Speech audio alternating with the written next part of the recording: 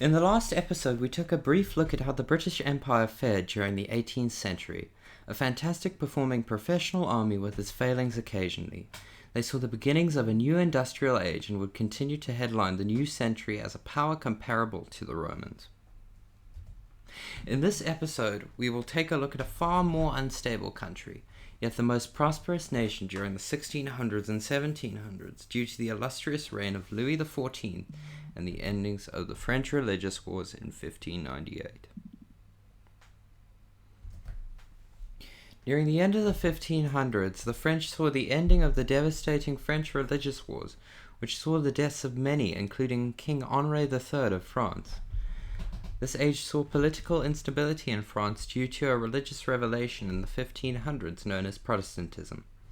Protestantism came to light when Martin Luther had come to a disagreement with the rampant corruption in the Catholic Church, where the clergy, including the Pope, would be bribed by aristocrats to give them the upper hand in politics, or be bribed by many middle-class citizens to essentially forgive them of their sins without trial.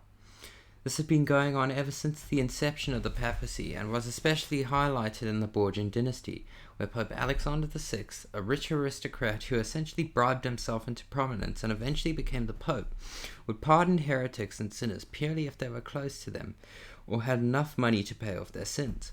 But Martin Luther had come to a solution to this problem by simply bypassing the Pope in traditional Christian worship, and solely worshipping God through prayer, and the Church, which would be led by the monarch in power. This new sector of Christianity would ignore the prestige of saints and disregard certain events related to them. The Protestant and Lutheran Church would later be adopted in Tudor England and the Kingdom of Sweden, among many others to wide acclaim, yet much backlash.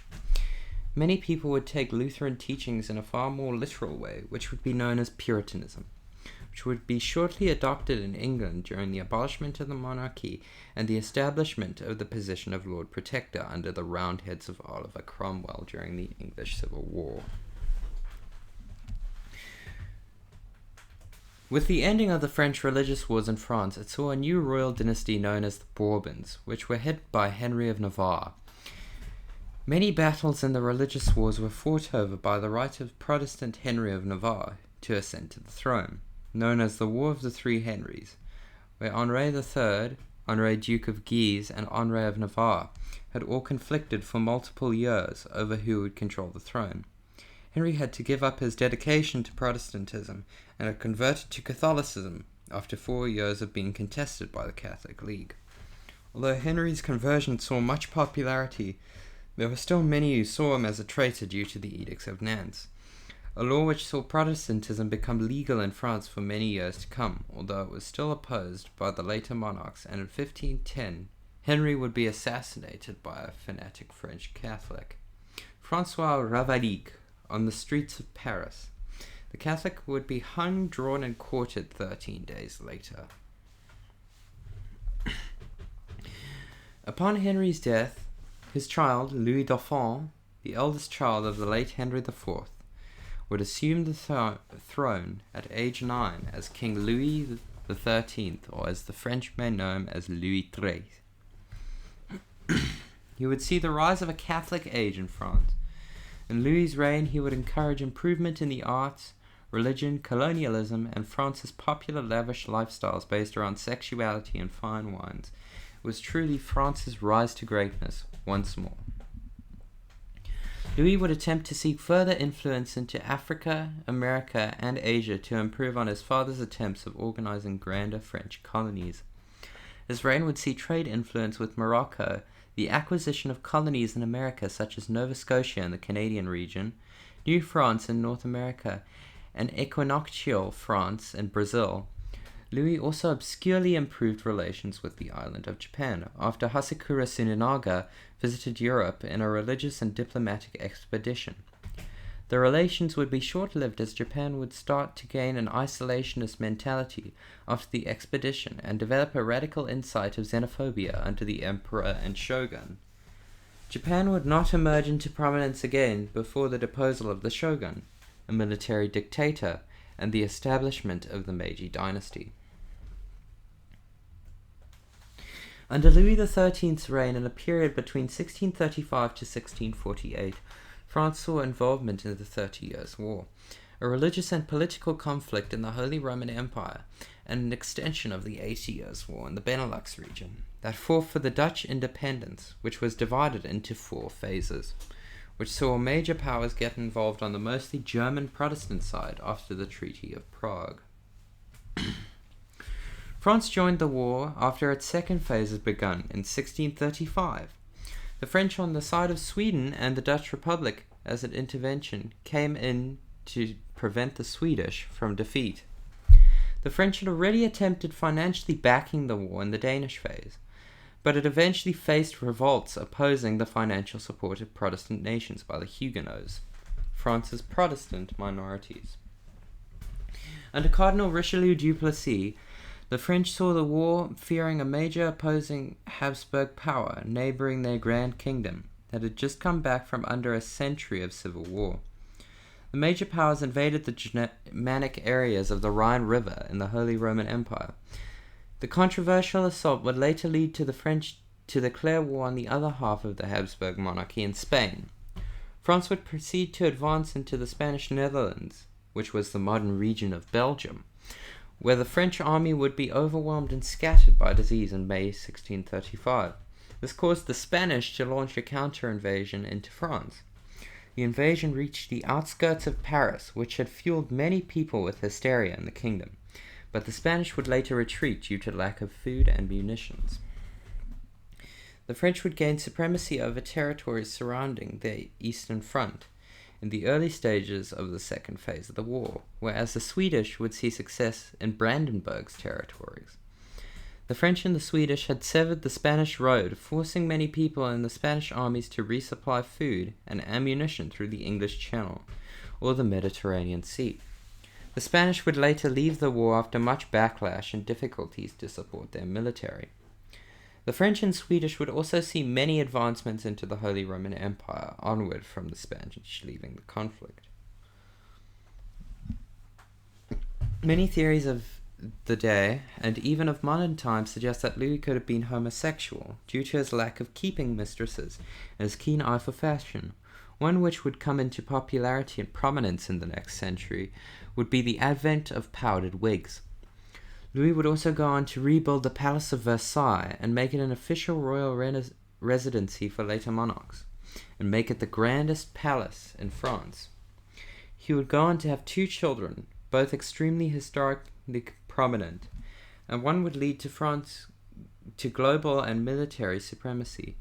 Louis would die in 1643 of tuberculosis, known as the White Plague at the time, to end an influential reign of 33 years.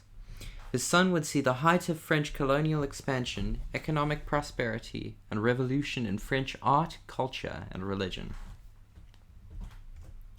Louis Dauphin would succeed to the throne of his namesake's untimely death. He would be crowned as Louis XIV at the age of 5, known by some French monarchists as the Sun King or the Great. During the years of his regency, his mother kindled the belief in him that his absolute power over France would lead the nation to power and glory, that he was chosen by God to have become the rightful king of France. This absolutist mentality would later lead to the downfall of the Bourbon dynasty under the Jacobin rebels.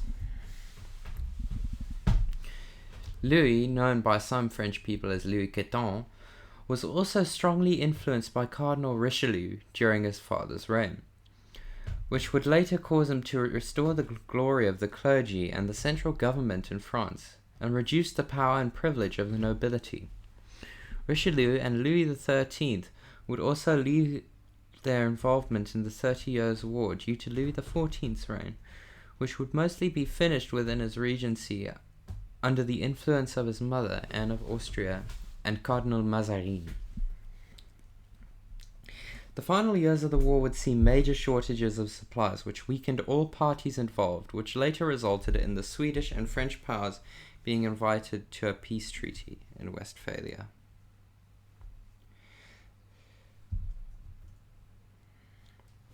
The Treaty of Westphalia encouraged Spanish acknowledgement toward the new Dutch Republic at the end of the 80 Years' War.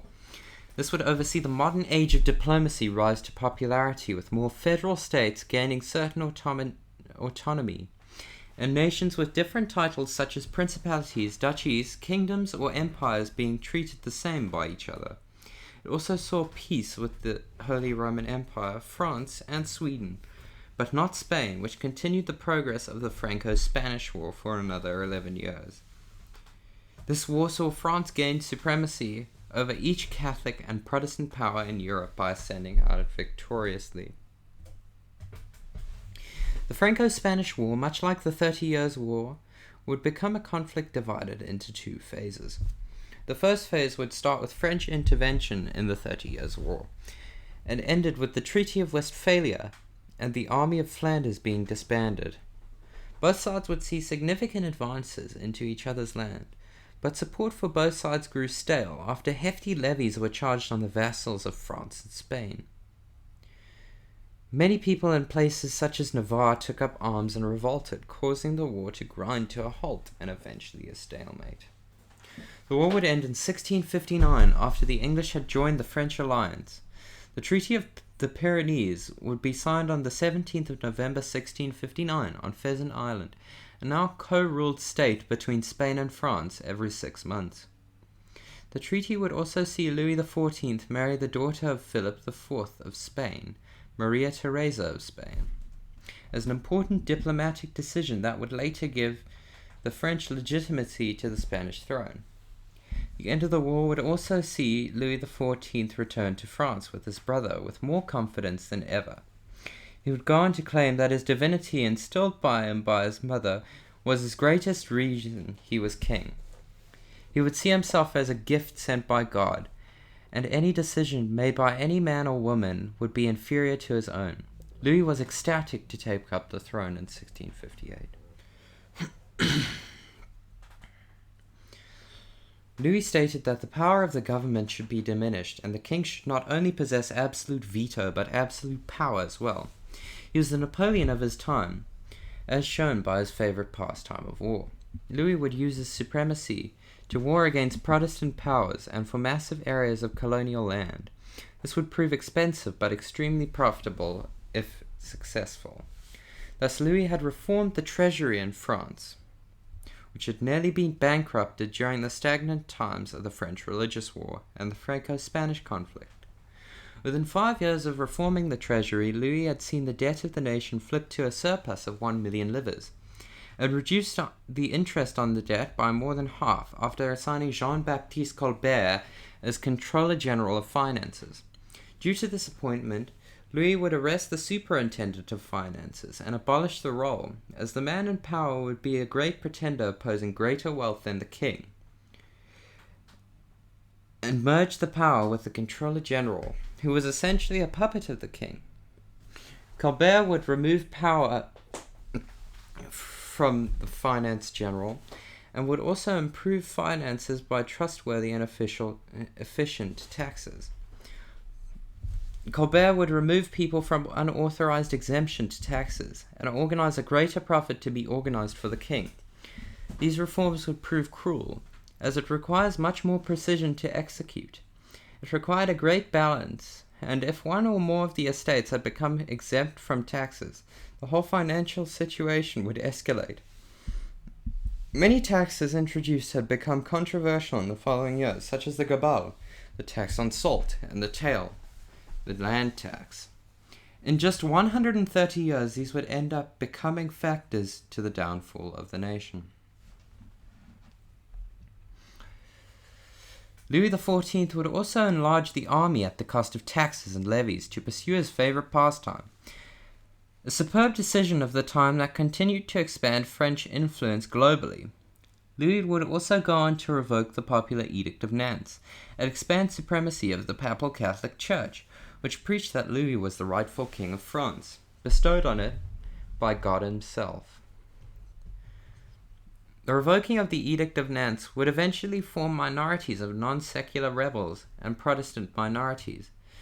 The numbers in these groups would climb over the next 100 years until they culminated in 1789. Among setting Catholicism as the primary religion, Louis would go on to illustrate that slaves could only be owned by French territories if the owner was Roman Catholic, and would suggest that children should be separated from their fathers at birth to educate and resell to other slave owners for new, more advanced jobs in the future. Louis XIV would participate in the Franco-Dutch War, where France would advance through the Spanish Netherlands into the Dutch Republic with support of England after the Second Anglo-Dutch War. Louis would push into the Netherlands and have the leader of the Republic executed in favour of a Dutch prince, William of Orange, who would later become William III of England. France would eventually be driven back into their own country after a coalition with Prussia and the Habsburg monarchies against the Kingdom of France had been formed. France managed to work the treaty at the end of the war in such a way that they still submitted to the Habsburg states, but still benefited from the war. Louis founded a governmental organization that would study treaties in the future to examine claims that he could contest in the future for grand expansive wars to be fought. Some of these claims would be brought into action where France would claim Alsace. Louis also claimed Strasbourg and attempted to siege Luxembourg. France would own the entire Mississippi basin as part of its colonial empire in 1682. He would keep aspirations high to expand French territories in the Americas for the next few decades, which even surpassed his reign. Louis would advance to victory once more after the War of the Reunions, where the Spanish and the Holy Roman Empires reunited once again to gain territory in France. France would see a baffling victory to both these powers with little outside help from any nations. After the war, France would bomb Algiers and Tripoli and Algeria to free white Catholic slaves acquired from the Ottomans, invading trade ships along the Mediterranean, taking non-believers as slaves. Around 1681, Louis had accelerated the persecution of Protestants after the revocation of the Edict of Nantes. He would swear absolute dedication to the Catholic Church. Later, he gave Protestants the options to simply emigrate out of the country rather than being persecuted, which would be much more favorable to the Protestant minority. After the Glorious Revolution in 1688 in England, France saw James II exiled to Versailles, which would be one of France's biggest and most important players in the 9 Years' War.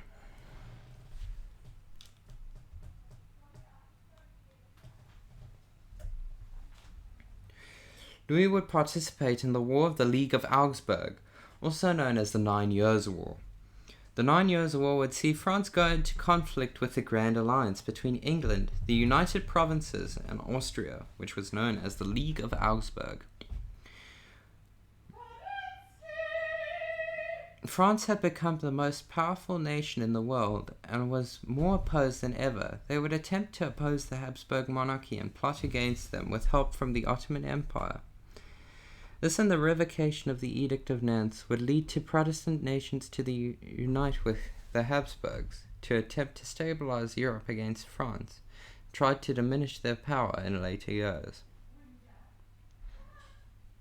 When France attempted to once again expand its borders, the League of Augsburg initiated the conflict, but even some of the greatest powers in Europe could not defend themselves from the power of the Grand Nation. France's advance had been halted after launching Jacobite coups in Ireland in support of James II, reascending to the throne due to financial crises, to the support of the French lavish lifestyles of the many. The war would conclude with the Treaty of Ryswick. It oversaw France acknowledging William III's legitimacy to the English throne and saw the seizing of France's holdings in Lorraine and any piece of land remotely near the Rhine River. France would initiate war with other great European powers in 1701, in the War of Spanish Succession, in which France went to conflict with many Protestant nations in Europe over who would succeed to the Spanish throne after the death of Charles II, an inbred king of the Habsburg dynasty. France saw participation in the war to secure an allied Spain, and they would push to win the war. With the Treaty of Utrecht, France would see its valiant efforts pay off after fighting for 13 years, as they would emerge out of the war victorious, and instilled Louis XIV's grandson, Philippe, Duke of Anjou, on the Spanish throne, which had ended Habsburg's reign in Iberia and established a new Bourbon dynasty. Louis XIV would end his reign having 14 children, and the most prominent being Louis Grand Dauphin and his grandchildren, Philip V of Spain and Louis, Duke of Burgundy. Louis XIV would end up dying in 1715, ending the longest reign of any European monarch in history and leaving France in its most powerful state since the Frankish age. Louis XIV would live to such a grand age that his eldest child and grandchild would die before the monarch regnant, which left the throne to Louis's great-grandson, Louis, Duke of Anjou. At the time, he was age 5, the same age as his predecessor and namesake.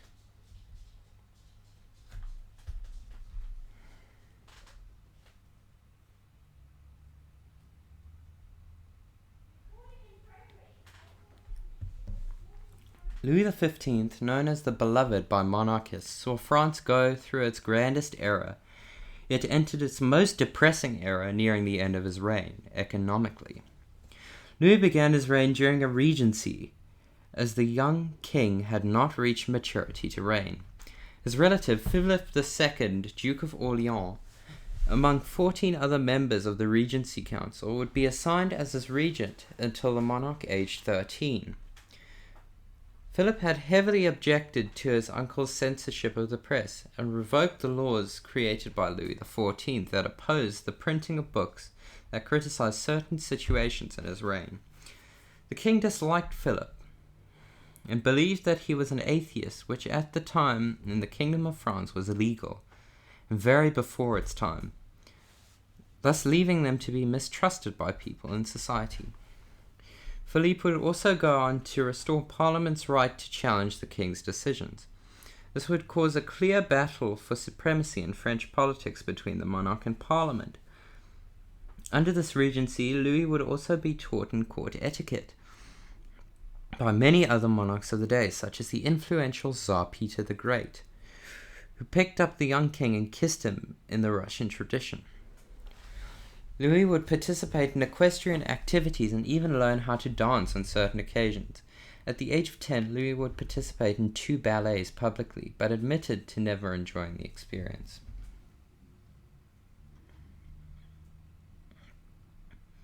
Following the coronation of Louis XV and his ascension to the throne, Philip would be deposed as regent and begin his power as prime minister, though the elderly duke would only die in December of the year he was appointed.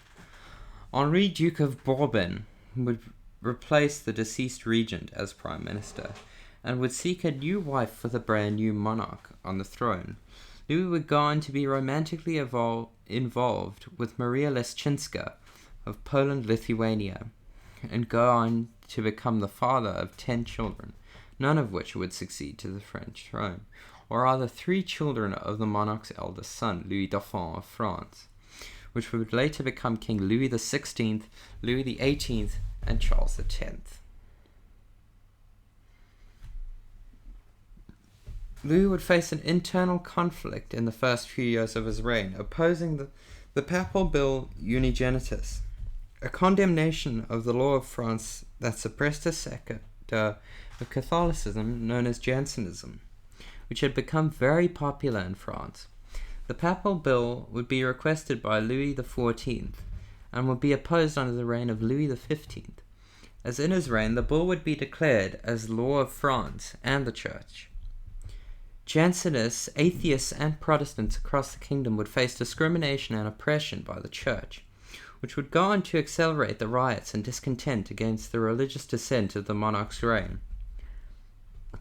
One of the primary factors leading to the greatest French revolts in 1789.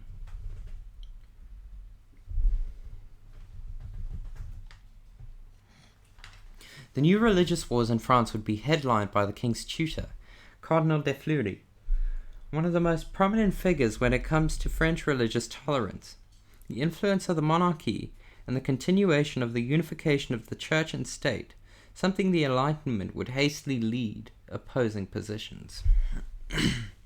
De Fleury would become one of the main driving forces of power in the country and contested the Duke of Bourbon's policies religiously and politically. This would lead to a great rift between two major powers in the country, the Prime Minister and the monarch regent. The king would later dismiss the Duke of Bourbon from his position due to conflict with the cardinal and replaced him with his rival. With Fleury being a major influence of the king in his younger years, many of them shared similar opinions of political and religious circumstances. From the beginning of de Fleury's appointment as Prime Minister, he would essentially rule the country with the king's official endorsement. This period in Louis XV's reign would be the easiest and the least warmongering, yet it still supported great opposition from both rising and developed from certain members of the nobility who saw their influence as diminished in French Parliament, in favour of members of the clergy and monarchy. De Fleury would minimize funding of the French military, allowing their greatest rival, Britain, to gain supremacy over the English Channel, a channel that wouldn't see another major ground offensive ever. This marked how France would fare over Britain in the continuation of the century in Europe. A grand amount of power diminished by falling behind in certain military technology. De Fleury and his finance ministers would also end up stabilizing the country's currency and substantial debt from the War of Spanish Succession. In the closing 2 years of his rule over France, de Fleury would successfully see the royal budget balance for the last time for many years. France would mostly increase their economy through efficient yet simplified taxation in de Fleury's reign. Taxation that had not seen much improvement from Colbert's effort to bring the nation to greater prosperity.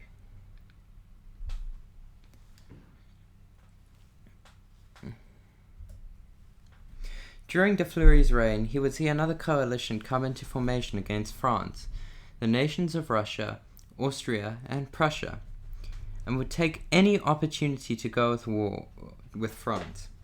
In the following 6 years, Poland and Lithuania would face a succession crisis, where the dying king had nominated Stanislavski I Leszczynski, Louis XV's father-in-law, as the ruler of Poland. The coalition had opposed this decision and decided to nominate their candidate, Augustus III. This would be the driving force of what would begin the Second War of Polish Succession on the 12th of September 1733. Stanislaus I would be crowned as the King of Poland, but would continue to have been chased out of the capital by Russian soldiers. The Polish had crowned Augustus III as monarch just under a month later, on the 5th of October, after allying themselves with Spanish and Sicilians. The French would declare war on the coalition. Many campaigns leading into Poland by the French Empire would be foiled, yet would see success within the territories of the Holy Roman Empire. Stanislaus I would flee to Prussia, one of his greatest rivals, and would seek refuge in the palace of Frederick William I as a distinguished guest. The war would end when Fleury persuaded Charles VI of the Holy Roman Empire that he would install Stanislaus on the throne of Lorraine, and he would forfeit the title of King of Poland. Upon Stanislaus's death, the territory would secede from the Holy Roman Empire and come under the territory of the Kingdom of France. Because of this compromise, France and their allies began exchanging territories with each other.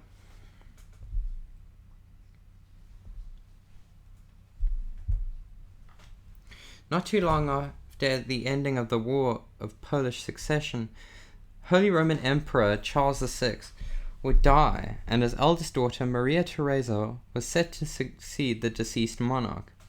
Louis XV would declare that he had no stance in the decision, as he didn't oppose the female primogeniture, unless the monarch were to be Protestant. In this time, Frederick II, known as Frederick the Great, would see his ascension to the throne after the death of his militant father. Friedrich would become a prime opposition toward Catholic powers and would increase Prussia's power to the point where it staggered over great Catholic nations within the areas. France would join on the side of Prussia to prevent their power from being staggered by great Protestant and militant powers. Fleury would be greatly mistaken, though, and have seen themselves fight with Prussians against Britain and Austria. Britain would assist the Austrians in squeezing Prussia out of the Austrian homelands. The Prussians would soon, after withdrawing from the alliance, prevent loss of the war for themselves, and would be plunged into massive debts. France would be left alone with their smaller allies in the Holy Roman Empire, against two of the greatest powers in Europe. After Prussia had withdrawn from the conflict, Cardinal de Fleury would pass away on the 29th of January 1743. The position of Prime Minister would be left for a great dormant period after his death, and would see sole rule over the Kingdom of France by the monarch. Louis would acquire this idea after he was aware of a letter from his great-grandfather that stated that the divine rule of the king should not be diminished by a prime minister. Louis would follow these rules to a fault, damning the Bourbon dynasty. 62 years of an absolutist rule in France would begin.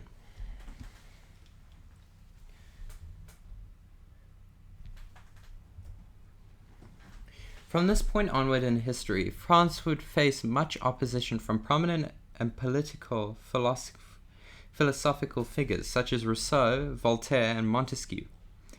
This time would be known as the Age of Enlightenment, and would highlight the complicated and outdated political systems of France. Many people, much like Voltaire, would have stated the greatness of the prior monarch, Louis XIV, and promoted a return to the prosperity of his reign by implementing great reforms in many political systems such as the separation of church and state, or equal taxation between the nobles and clergy.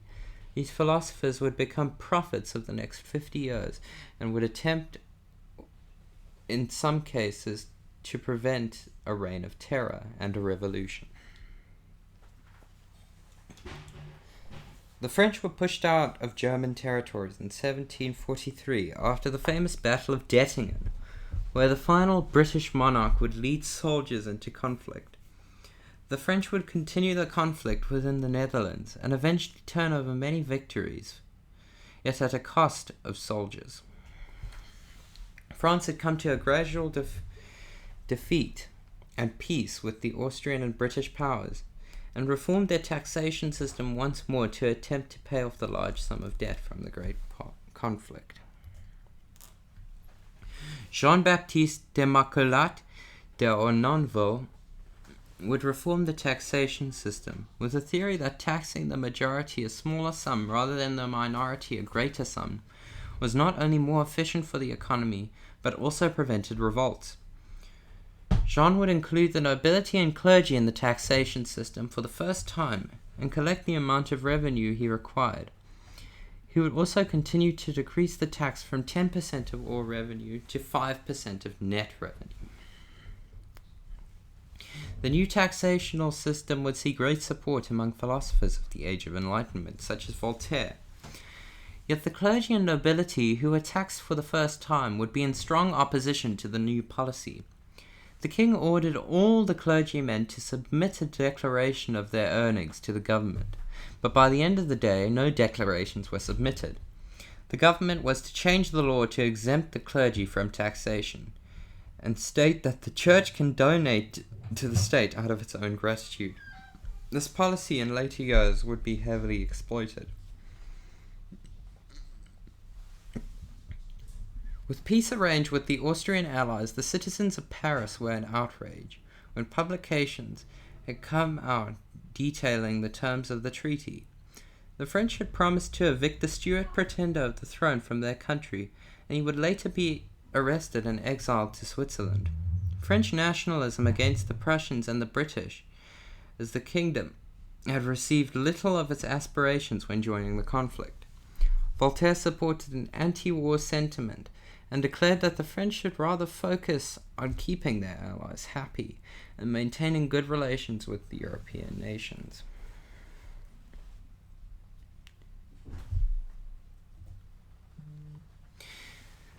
The peace from the War of the Austrian Succession would be short-lived and would eventually lead to alliances being formed between great European powers.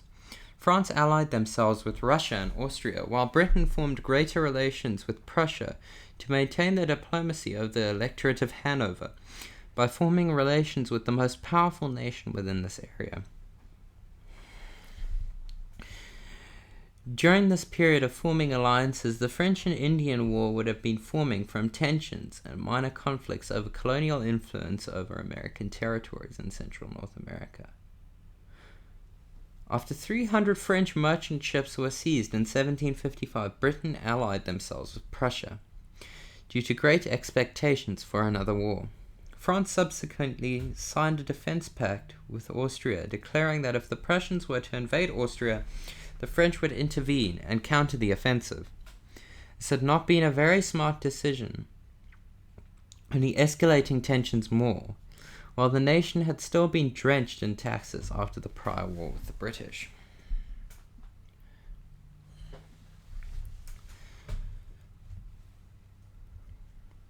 The French would declare war on Britain on the 9th of June 1756, starting the infamous 7 Years' War, a conflict that would determine who would reign supreme over the European continent for the next 200 years.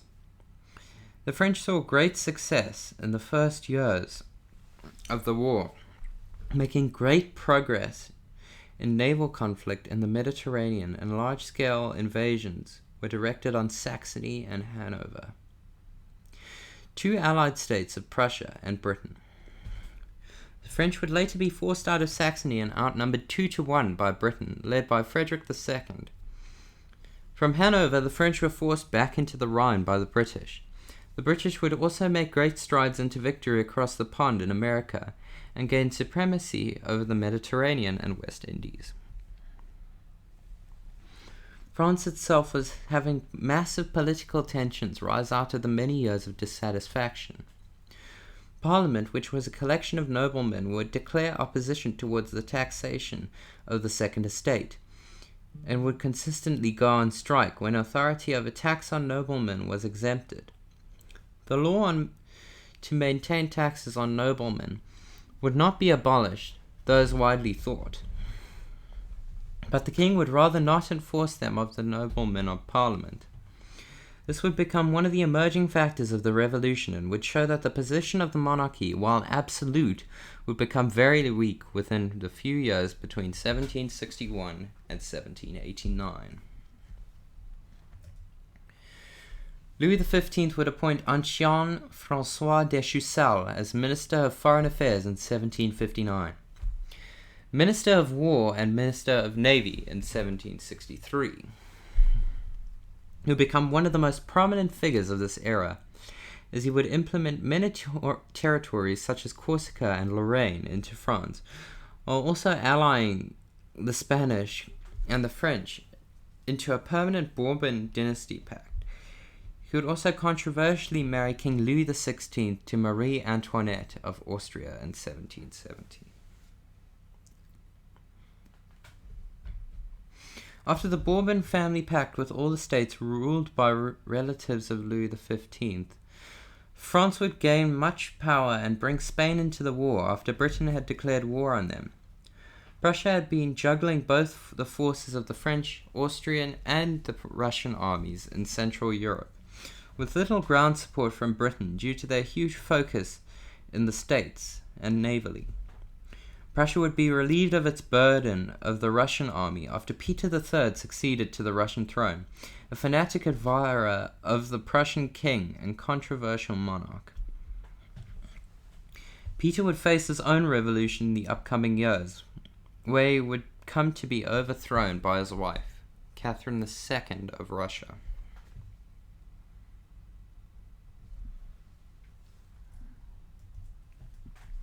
Ancien François de Choiseul would soon take the power of the French navy, and pressed on, wishing for a glorious end of the war in the favor of the French. The French and the Spanish devised a plan in which they would both deploy their navies on the Royal Navy of Britain to outnumber the number of ships in the offensive, while Spain would invade Portugal, which has been an ally for Britain for the last 900 years. The effort made would be foiled by the British Army countering invading Spain and taking over portions of Spanish America to distract from the war in the East. The Treaty of Paris in February 1763 would see the end of the 7 Years' War, with France giving up large amounts of territories to allies and enemies. This would mark the end of the greatest period and would be one of the most historic losses of a conflict to date, more determining than the victories over the Germanic peoples or Austrians in the First and Second World Wars.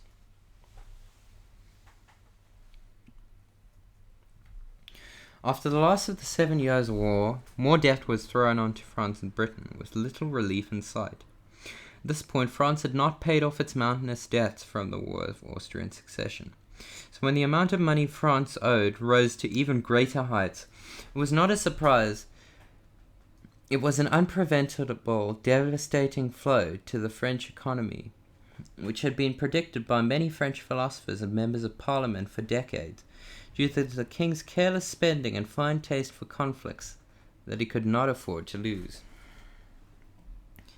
In 1764, Louis had suppressed many educated Jesuits who opposed the king's absolute power and didn't support certain influences in Parliament.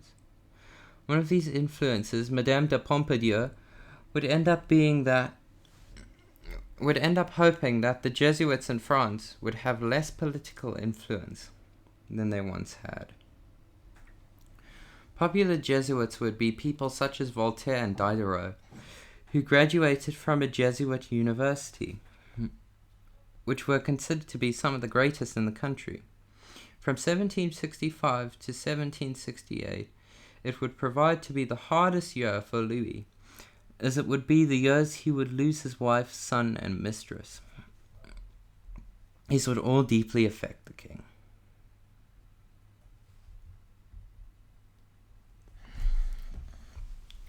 During this time, the king would also plunge deeply into conflict with the Parliament, where his supreme authority had come into question and his ability to collect taxes had been contested. Louis declared that since he was king, he would have the divine right to collect taxes from the government, and it would only be responsible for him to be able to. This conflict would continue until the breakout of the revolution in 1789. Parliament was trying to predict and prevent an uprising. Following the end of the 7 Years' War, Louis XV would meet with a French economist, François Cuisnet, to discuss improving the debt situation in France. The solution was to create a free market in France and abolish most restrictions, while Jacques-Claude Marie-Vincent de Gournay, the Minister of Commerce, proposed the liberalization of agriculture, preventing grain prices from reaching a very high level. With this restriction of grain prices, many French peasants believed that Louis XV had introduced a starvation pact, which was manufactured to wipe out the poor by intentionally creating sequences of bad harvests with a stagnant bread price. This would be one more contributing factor added to the list, and would be one of the greatest in many years to come, as the two estates, the nobility and clergy, were not paying taxes either because they refused to or weren't legally required to. In 1770, Louis gave power to 3 ministers to take his place in Parliament, all of them being conservative.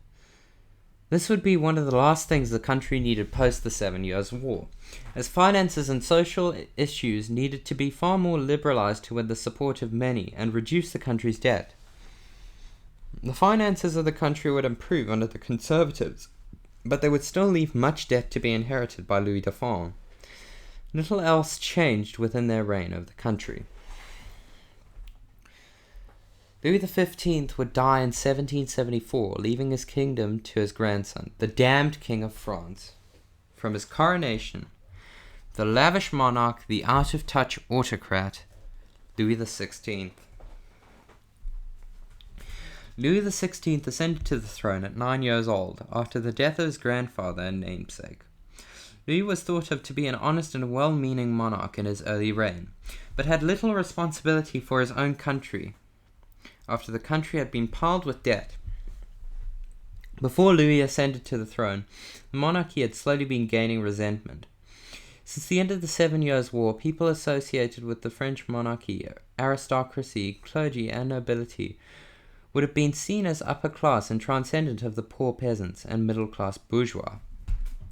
This was further intensified by the exemption of paying tax on the prestigious yet despised first two classes.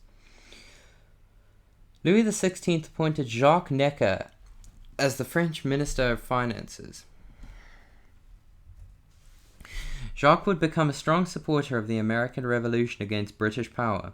Jacques would also take out large international loans to attempt to pay off the crippling debt France had been left in, and began the process of masking the spending of the monarchy, stating they had run a moderate surplus since the end of the 7 Years' War. The support in the 7 Years' War had won over the support of the American government, yet did not qualify them as trustworthy enough to repay the French all the military spending used to support them in their years of independence. Louis would replace Necker with Charles Alexander de Calonne, who would encourage spending upon the lower middle classes to attempt to revive French industries after the many wars France had. These attempts would be squandered, and France would fail to regain the spending that it had once supported under the reign of Louis XIV. The economy was crippled by war, and the poor were trampled by taxes. The only people who could afford luxury items would end up being the clergy, nobility, and the monarchy, now being referred to as the Ancien Regime. Louis XVI would focus most of his reign on the reformation of certain social situations and foreign policies, a promising path in life considering France would end up in its peak financial debt during this period. One of the greatest achievements of his reign would end up being the Edict of Versailles, a law which allowed Jews and other sectors of Christianity the right to practice in France. This would encourage the Age of Enlightenment and create a great reputation for the monarch regnant. At this point in French politics, the main conflict was not necessarily between the monarchy and the people, but rather had a greater emphasis of class gaps within society.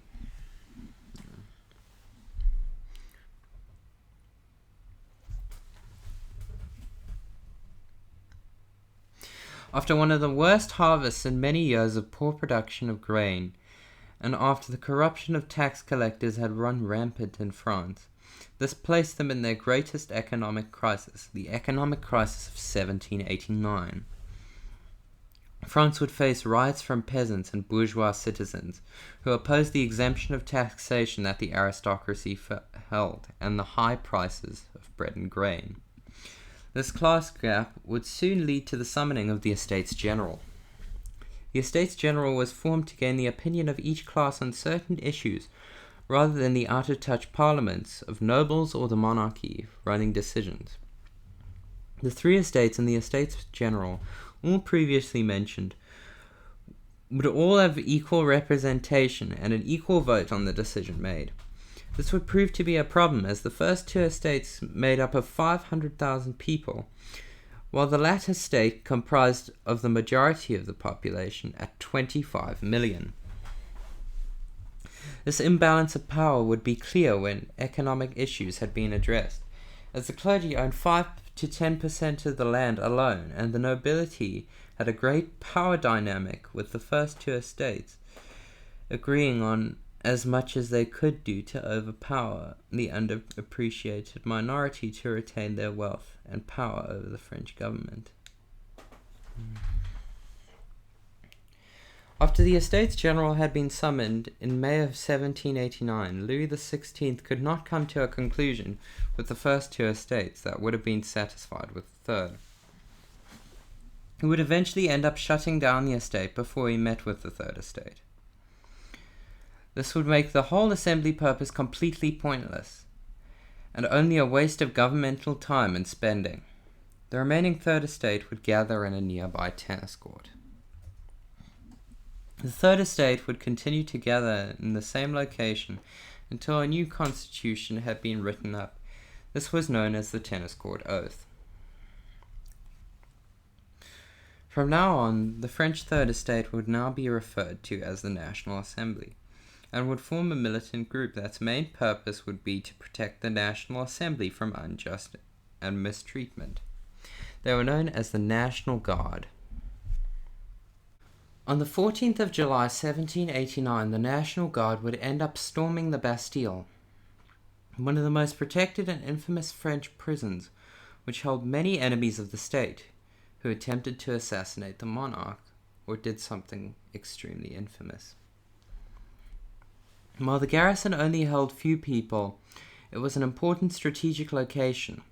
The National Guard would end up acquiring munitions and recruiting freed prisoners from the jail.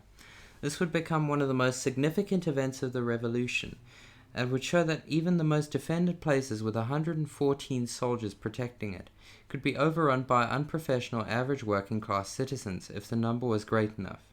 The official number of people who stormed the prison would eventually be tallied to 954 average French citizens. The invasion would be particularly violent, even seeing one French soldier of the French army being crushed by a drawbridge of the prison as it flew down.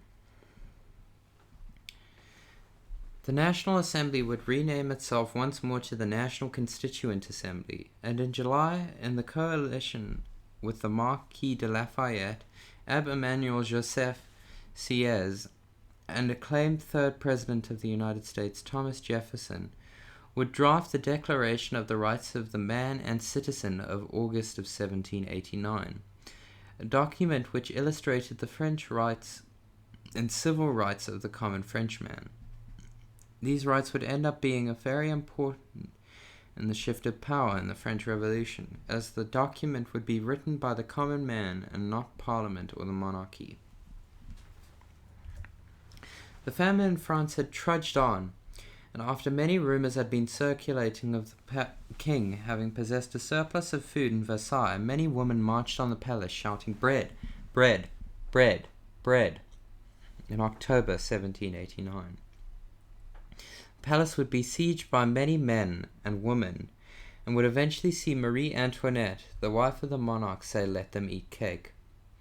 This line would, however, be fabricated after the revolution had ended, in historical accounts of this. The phrase was developed to illustrate the atmosphere of the revolution, rather than deliver an accurate statement or the mentality of the monarchy at that time.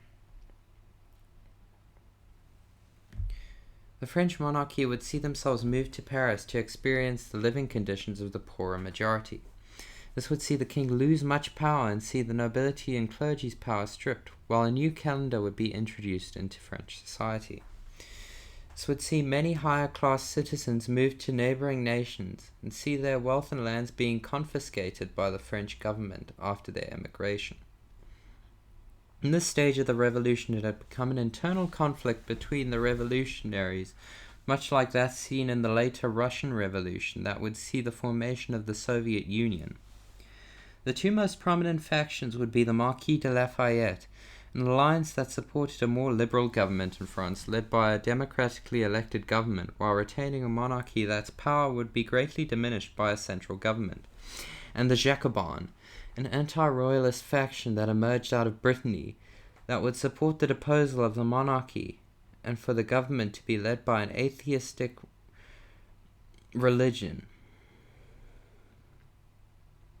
that supported radical changes for the time, such as the end of slavery, women's right, a new state religion, and socialist policies that revolved around wealth being redistributed among the poor.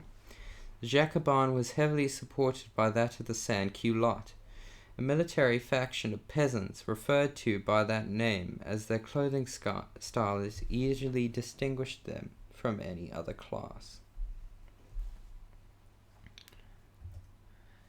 In 1791, after a year in Paris, Louis XVI and Marie Antoinette would seek an exile in Austria under Holy Roman Emperor Leopold II.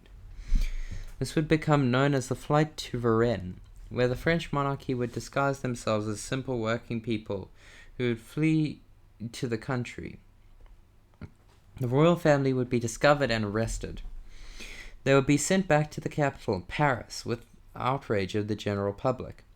The king would be deposed to and referred to as Citizen Louis Capet for the rest of his short life. The support for the French monarchy provided by Prussia and Austria soon culminated in them allying to reinstate the French monarchy into power. The French would continue to invade the Habsburg Netherlands, which initiated the War of the First Coalition. This would be the first in the series of wars that opposed the leaders and ideologies of the French state.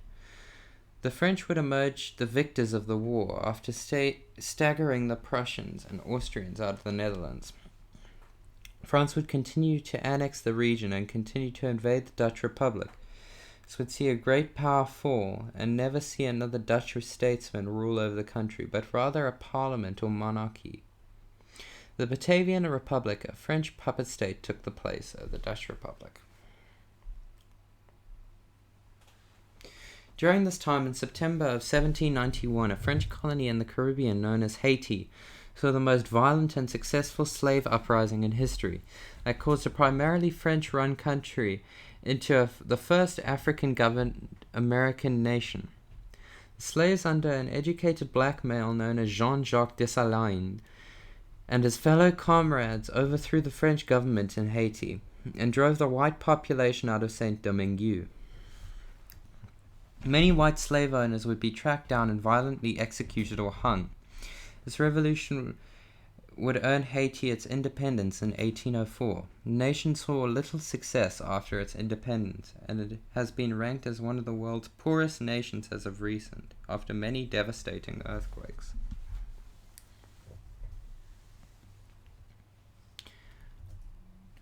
Back in France, the king would be placed on trial by the Jacobins. The alliance that rose to power after the opposition of the monarchy had become so widespread due to the flight of Rennes. Louis Capet and Marie Antoinette would see themselves to be sentenced to death by the guillotine by one vote, and a new French provisional government, the First French Republic, was established, and the Reign of Terror would be sired from this creation.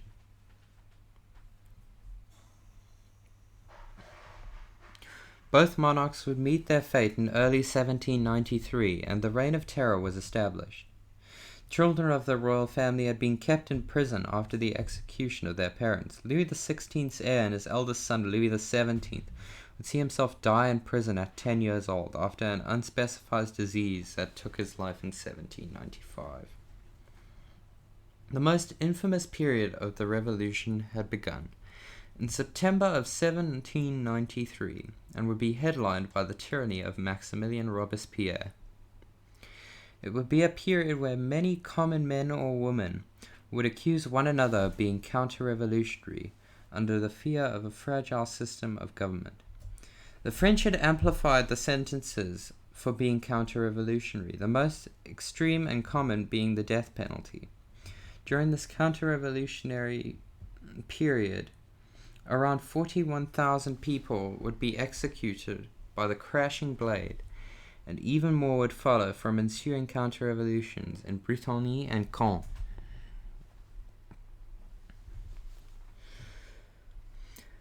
The Reign of Terror would end with the downfall of Robespierre and his fallout with the Jacobins, after arresting and executing his allies and the people close to himself. Robespierre had become a tyrant, much like the monarchs before himself. He would be arrested and put on trial in July 1794 by members of his cabinet. He would be sentenced to death by the guillotine, and his execution would mark the end of his fanatic reign of terror.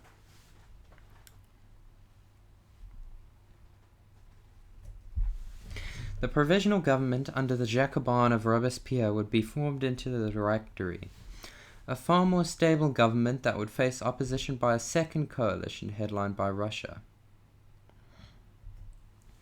France would take grand strides into victory against the coalition once more, and see a surrender of the nations that fought against them other than Britain. The Directory would be deposed by a reputable general in France, Napoleon Bonaparte. This would see him be appointed as first consul of France in 1799.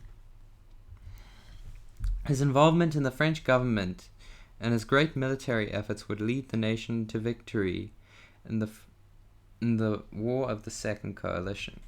Napoleon would have established himself as a prominent French figure from around this time, from support militarily for many revolutionary groups during the French Revolution and the reign of the Provisional Government.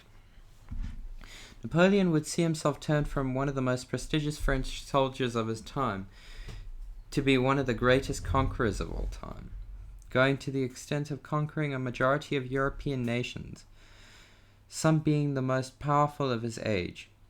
He would destroy empires that stood for hundreds of years and eventually carve the map of Europe in the way he saw fit. Though Napoleon Bonaparte would be as much of a great general as he was a conqueror, he was no Alexander the Great. Napoleon would attempt to acquire a colony in Egypt to act as a prime spot for sending soldiers on expeditions to invade British India. The French would face much aggression from the Ottoman Empire and British soldiers, who wished to acquire the territory to maintain their hefty profits on the Suez Canal trade. Napoleon oversaw a major change in French politics, where many military or governmental officials would be promoted and demoted based on their achievements rather than their ancestry. This would help France gain supremacy militarily once more. France would also bring great improvements to its military by advancing medical education, food supply, and communication with other generals. Napoleon switched the state religion back to Christianity and sought the promotion of the church in the state. Church would be reunited with the state and subsequently be ruled over by the first consul and censored by Napoleon as he wished. In 1804, Napoleon would be coronated as the Emperor of France, and the First French Empire would be declared. This restoration of the monarchy would be one of the greatest questions following Napoleon's reign. The debate surrounds whether Napoleon should be regarded as a tyrant or hero. In the following year, Napoleon would be crowned as the King of Italy, shortly after claiming the territories of Piedmont. This disputed title would lead to the beginning of the War of the Third Coalition, and would be the first in a series of 5 wars which would be known as the Napoleonic Wars. Conflicts that opposed the great extent of the First French Empire and its leaders' policies. The primary act of the War of the Third Coalition would see Napoleon attempt to invade Britain and seize them as a part of their expansive empire. Britain had possessed a superior navy since the 7 Years' War, and France had continuously struggled to keep up with it. Napoleon, much like his predecessors, was greatly aware of it, and sold its unincorporated territories in America to the newly formed United States of America to finance a grand-scale naval assault on the United Kingdom. This event would come to be known as the Louisiana Purchase, and would see America nearly double its mainland territory for such a low price. The navy, funded by the Louisiana Purchase, would be disastrous and would see tragic defeat in 1805 at the Battle of Trafalgar. This would be a key point in the war, as it would mark Britain's supremacy over France for the rest of the war, almost guaranteed that if Napoleon were to not eliminate the rest of the key nations in Europe, he would see his empire crumble below his own feet. Though Napoleon saw naval humiliation, he would see himself emerge victorious once more against the Austrians. This victory would see Russia's power diminish and the delusion of the Holy Roman Empire, a state which had been declining for the last 300 years, but had stood for just under 1,000. Napoleon would compile a large amount of smaller Germanic states and form them into the Confederation of the Rhine, a state subject to the power of Napoleon. This would see German nationalism rise to prominence and the idea of a unified German state being considered. Shortly after the victory of the War of the Third Coalition, Prussia would challenge Napoleon to war in the War of the Fourth Coalition. König Frederick Wilhelm III would see Prussian influence be crushed beneath the French hand they had defeated so easily not just 50 years before. The Prussian state was carved into smaller pieces, the greatest being the Duchy of Warsaw, which would become fairly independent and would be used as a station for Napoleon to march soldiers on Russia. Napoleon attempted at setting up a trade embargo system that was directed at bankrupting certain British industry and government. This would be known as the Continental System. Portugal had opposed this decision, and Napoleon was quick to overrun the government and depose the monarchy, forcing them to take exile in their greatest colony, Brazil. Napoleon would soon invade Spain himself to annex it as a French puppet under his brother Joseph Bonaparte. The British would eventually land in the Iberian Peninsula, engaging conflict with the Spanish and the French, with attempts to secure the territory as a station to invade France. Not long after the Peninsular War had begun, Austria had declared war on France once more in the War of the Fifth Coalition. France once again came out victorious under the leadership of Napoleon Bonaparte and claimed the coastal territories of Croatia and Albania. In 1812, the French had attempted their grandest invasion yet against Russia. Napoleon launched 500,000 soldiers from the Duchy of Warsaw into Russia, pushing many to the point of Moscow. The Russians would leave cities in ruin, destroyed, and when winter came, Napoleon lacked a barracks or a garrison to house his soldiers. Many died of frostbite or simply lacked food or munitions. Napoleon would eventually withdraw from Russia and lose the majority of his manpower. The height of Napoleonic France was coming to an end. In 1813, many of the nations Napoleon had left independent or freed themselves from Napoleon's empire in the case of the United Netherlands, united in a sixth coalition and initiated the war with the Sixth Coalition against France. This would be the first loss of the French Empire of a war against other powers of Europe. Napoleon would see exile to Elba and would be deposed in favor of a constitution Bourbon monarchy led by Louis XVIII. Louis XVI's eldest brother. Louis XVIII's first period of his reign did not go well, as not long after Napoleon Bonaparte would be exiled, he would return to France and depose the constitutional monarchy in favor of the reunification of the First French Empire. Napoleon's final few days as monarch of France had begun before the Seventh Coalition had been formed and fought the War of the Seventh Coalition, the final Napoleonic War, where Napoleon would suffer his most famous defeat by a British and a Prussian force at the Battle of Waterloo under the Duke of Wellington. Napoleon would be exiled into St. Helena, an island located off of the coast of southern Africa. Napoleon's son, Napoleon II, would attempt to claim the throne of the empire once more, but his attempts were futile.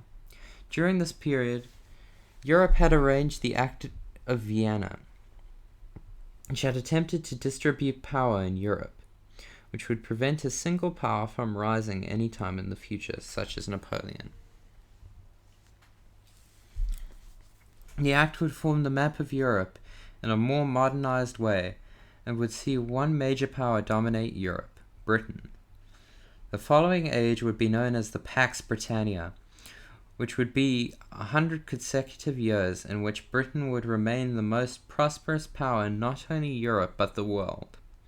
After the defeat of the French, they had seen many territories acquired, including that of South Africa. It is undeniable the amount of political influence France in the 18th century has had on the modern system of government, and even after failed attempts at governing prosperous nations, France would remain one of the greatest powers in the world, and would further explore colonialism, philosophy, and political systems long into the 19th century. As the hands of time changed, so did France, a nation of beauty, prosperity, artistic fashion, and philosophy. Thank you all so much for watching my video. I'm very grateful for it, if anyone's made it to this point, thank you so much from the bottom of my heart. I put a lot of effort into it, and I understand that I've stuttered and messed up a few times in this video. I'm attempting to get it out by about a week before the exam. Not the exam, the test that my school's having. To attempt to help the people in my class. And I really do enjoy discussing history with all of you, and thank you all so much for watching this video. I'm going to take a break for a while, and I'm going to return not with a reprisal of this series, but with a review of the Blackadder series, a series that is very dear to my heart, but may not be to yours because you may not know of it. But it's an excellent series. It holds a lot of hilarities, but is quite historically inaccurate. So I wanted to cover the greatness of Blackadder and the inaccuracies of it, and so on. But I hope you enjoyed this video. Please address any inaccuracies that I've had in the description if you enjoyed it. If you want to leave a like or a comment, that I would be very grateful. I'd enjoy to take this conversation further. If you're a member of my school, I'd like to talk about history with you, or if you're not, you can comment on the video and I can talk about history with you, but it would be excellent. Thank you all so much, and I'll see you in a month or two.